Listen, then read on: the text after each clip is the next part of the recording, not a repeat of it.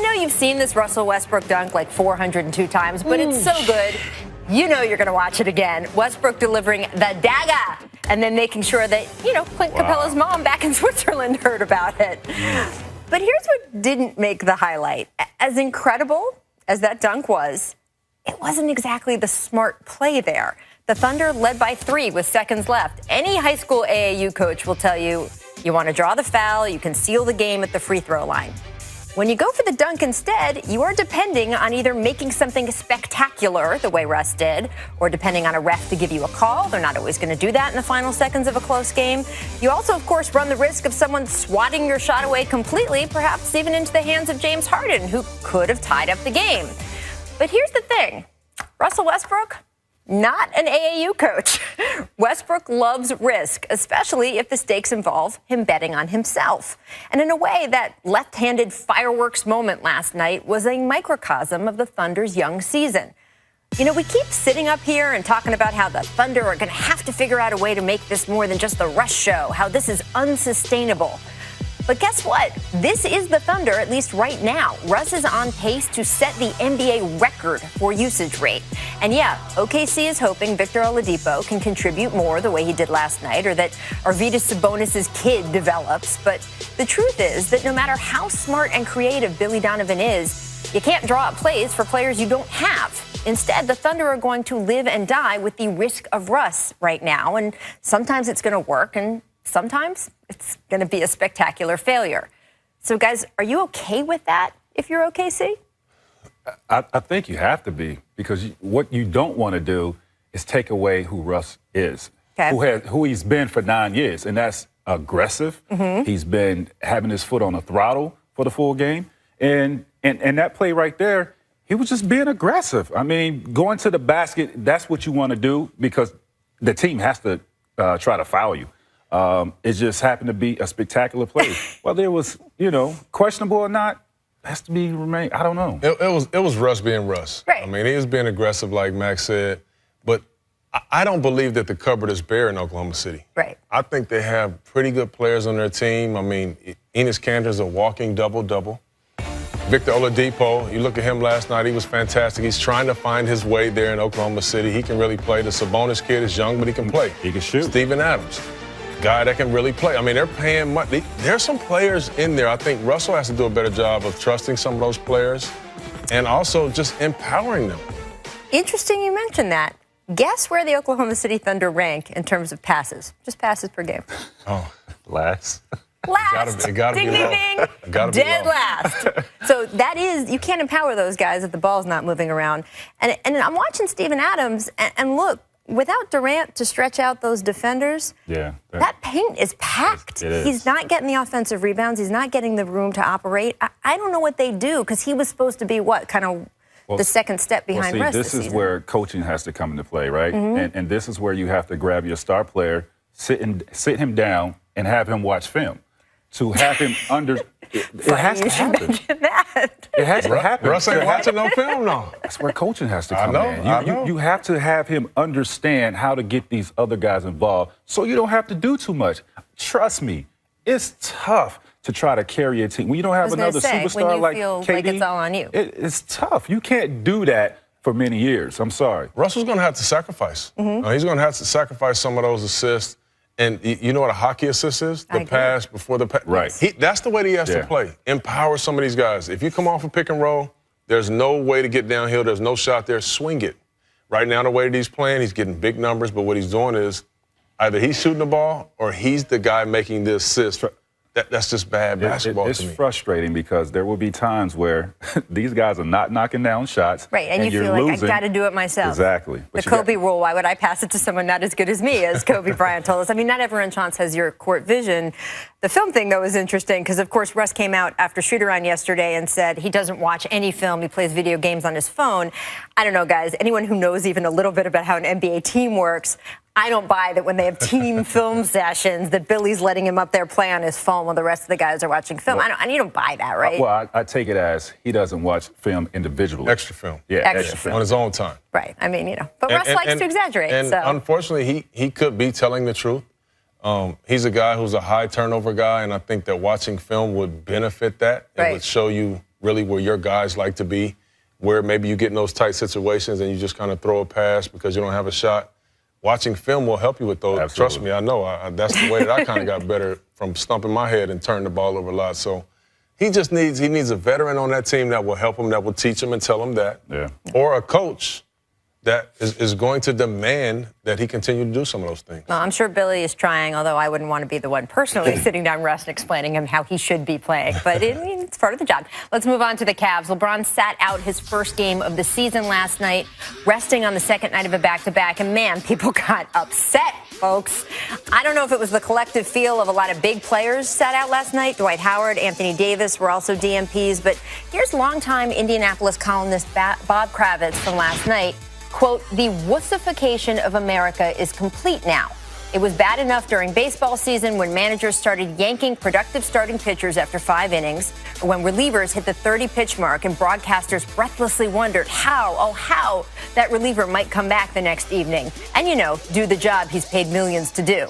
Now, though, we have LeBron James, Bob writes, sitting out the 11th game of the regular season. The 11th, not the 56th, not the 71st, the 11th. Look, Bob is a super respected writer. He broke the Deflategate story. He is a friend. As a friend, I would note that maybe he misses the point here, right? Absolutely, he misses the point. And I see both sides, right? I mean, if you're Coach Tyronn Lue and the Cleveland Cavaliers, just saying, I want to keep this guy fresh as long as I can. This guy's played an enormous amount of minutes over the course of his career. 6 straight finals. And this is not his first, second, third, or fourth year in the league. This guy has double-digit years in the league. And I also see the other side, right? I'm a parent of 3 or 4 kids, right? On the road. Right. On the road. When the schedule comes out in August or whatever, I'm going to this game. I'm taking my kids to this game. Now, that's an expensive night. You got the game. Right. You got parking. They want a jersey. Right. They want to eat. Now you show up. You got and LeBron James is not, he's in a suit, but he's not hurt. Right. So I understand both sides. And, it's a tough deal. He said everything that I wanted to say. I mean, I definitely see both sides, but you also have to understand this guy's in his 14th season. Right. There's nobody in our league has played more minutes than LeBron James, right? His team, we all expect his team to go deep in the playoffs. He's giving this guy rest. He needs it in order for these guys to make that strong run, that strong push that we think they're going to make. This is nothing. I would rather for him to sit out at home than on the road, like Chauncey said. Well, that's an interesting point. Yeah, at home than on the road, because you only go in some places you play, travel once or twice a year. So that's the only issue that I have with this. Yeah, and look, I mean, this was because it was the second night of a back-to-back. Nate McMillan even chimed in a little bit on this, and Nate McMillan is someone who had back issues in his early 30s. Larry Bird, the president of that organization, back started to fall apart when he was 32. LeBron's turning 32 next month, and you got to be careful about this sort of thing. The thing I would be more concerned about if I was the Cavs, they're 4-16 without him since he's been back in Cleveland. So you got to figure that out, because he might get injured one of these days, and he might be out for a stretch of time, and they got to. Well, Nate McMillan should be happy. That. He should be happy he didn't play last night. All right, we actually have something nice to say about the Knicks, so I want to make sure we get to that before the break. Kristaps Porzingis had a career-high 35 points last night. Even got his scowl on after finishing this alley-oop. And, on a team with Carmelo Anthony and Derrick Rose, it's the Unicorn who has had at least a share of the scoring lead in 4 of the 5 Knicks wins this season. So is it fair, Chance, to call this his team now? I don't know if you call it his team. I asked Carmelo Anthony's friend, Chauncey Billups. Yeah, he's got a few guys on that team that has accomplished a few more things than him. But I will say this. They need to empower this guy and feature him on the offensive end. More. He needs to be shooting 16, 17 shots a game. More. And when he does that, he should be shooting more shots? More. 20, 25? Give him 20. He's efficient. I love him, man. He's the Mac, most efficient scorer on your team that can play inside and out. I think you run the offense through him. Let's see. I mean, he's the new. No, he's the real deal. Yes, for sure. He is the real deal. And he can take so much pressure off of Carmelo and off of Derrick Rose, who I'm sure feel a lot of pressure being in New York City, especially Carmelo. Right. Who's been there, and that's all he wanted to do was. I love this, by the way. He got the Kobe scowl down, right? You like that? Hey, what you were working on in the past hasn't been working. Right. Let's give this a shot. I mean, this guy, I think he's coming into his own. He's a very efficient scorer. He has game. Let's run the offense through him. Let's see how we fare out. Plus, we're just talking about minutes and all that stuff. This is a young body on a team where you have a lot of guys who've had some usage and injury issues. So let it go. Ride the horse. Exactly. We got to take a quick break, but stick around. We have to talk about what went down in Toronto last night. Like, really have to talk about it. Does Drake need to tone it down on the sidelines? I don't know about Durant Drake, but that dude needs to tone the boots down. Here's what Kevin said about Drake night after this game. Boots, them tips. He put a team on the foul line. This was Drake night here, and he's the one who just interrupted us. Give me a taste of what the trash talk was like, what the what the interaction was like with your buddy there. I don't give a damn about no damn Drake night.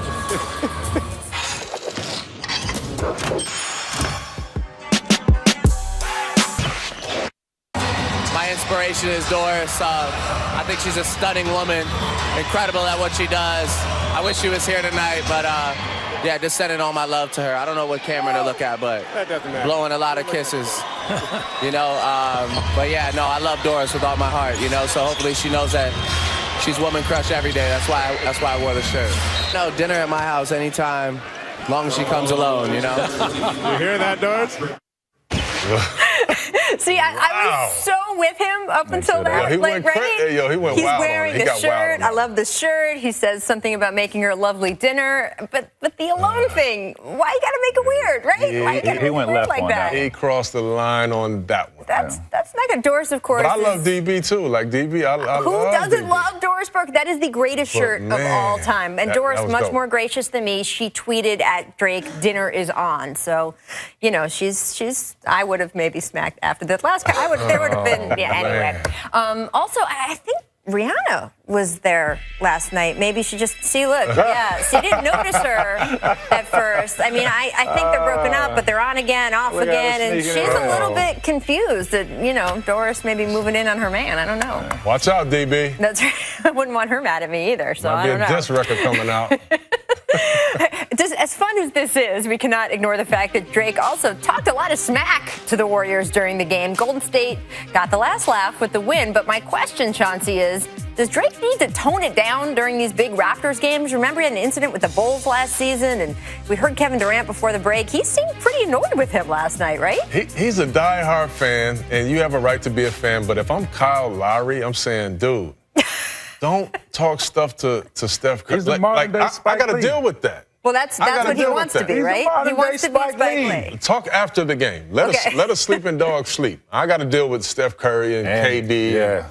I don't want to deal with that, man. I'm not the one talking stuff. I mean, Spike's egging on Michael Jordan, right? Yeah. He made it bad for the Knicks. Right? So Very, very just bad. like Drake is doing. Right. Was there any celebrity hecklers anywhere you guys played that were? I mean, you still had Spike there. Right. That was rooting for his Knicks and trying to Jack get in your Nicholson's head a not little exactly bit. screaming at people, though. Yeah. See, this is the one I was talking about. I got heckled pretty good one time in New York at the Garden by Tracy Morgan. Really? Oh, he killed me all game. He killed me. But as he was killing me, I was killing him. You were killing the Knicks. It motivated you, right? So it was great. It worked out for everybody. Did he say anything fun about you you could repeat on television? No. Nah. Tracy Morgan. It's good for him to say it, but not me. All right. I do want to get Family into show, guys. exactly. I do want to get into what happened right across the street here at Staples Center because you both were in the building last night. Chris Paul played great last night, and they almost came back on the Grizzlies. Interesting, before the game, though, he revealed that he was incredibly nervous to get LASIK surgery this summer. It significantly improved his vision, but he needed his family to prod him into it. He needed several sedatives to understand, to undergo the surgery. And I guess, look, LASIK is very common, right? Yeah. And the fact that so many other NBA players have undergone it, LeBron's done it, Dwayne Wade's done it, it made it more interesting to me that he was so nervous about it. He needed to be sedated because even with something that's that routine at this point, the threat to your livelihood and even more, that's just your job. It's your identity of who you are as a person, right? You are a basketball player. Something could break into that. I was staggered by how big a deal this was to him. Yeah. Well, me knowing Chris the way that I know Chris, he's nervous by nature anyway. Okay. By anything. And I know I had teammates like that. Right. Right. But this is something to be nervous about. Is it? Right. This could change everything. Yeah, but the If they go in percentages there- of guys that has LASIK But surgery. it's not 100%. Right? There are people who do. It does go wrong. So if it's his not court 100%, vision is the what happens if it goes wrong? He gonna be We would have blind been as watching hell. him last night. right. And if we are watching him, what are he going to shoot 5-10% from the field? Right. You shooting at 3 baskets. And y'all would have been killing him on national television. So I mean, that's something to be nervous about. He had a good career thus far. I'm not having that until my career is over. really, so you wouldn't have done it. No.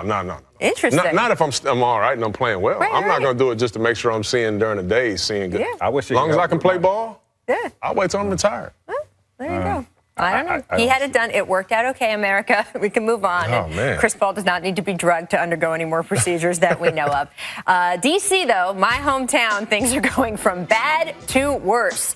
Check out this young fan during last night's home loss for the Sixers. I can relate, my friend. I can relate. This team is 2-8. I was that age, by the way, and I was a hardcore Bullets fan at that age. Oh, and my also at that God, age, I man. was doing a lot of crying over the Bullets. So I understand. And look, Marcin Gortat, I guess the kid was Polish, so Marcin felt some responsibility. I'm sorry, little Polish Wizards fan. Sorry you had to see this tonight. Really, I am. The whole organization need to apologize to that Listen, little fan right there. I hope man. he's not a season ticket holder because he's going to be crying every night. You think so? You don't think there's President any way Obama. out of this? Call that little kid, man. Cheer him up. 'Cause what they displayed last night, it's worth crying. There's going to be a over. lot of crying out of that kid. Don't let him come back to the game. Right, well, it's could be. I don't know if it's going to get better anytime soon. I mean, they want Jan Mahimi. They think He that probably when he had comes back, that'll nightmares make a last difference. night.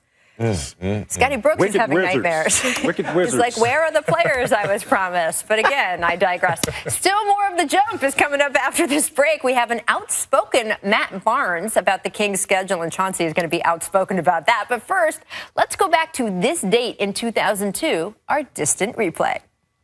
Armstrong knocked away by Arenas. Ahead to Jason. Look out! That was nice. Oh my goodness!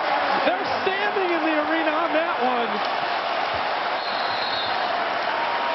The pass off the steal and the finish.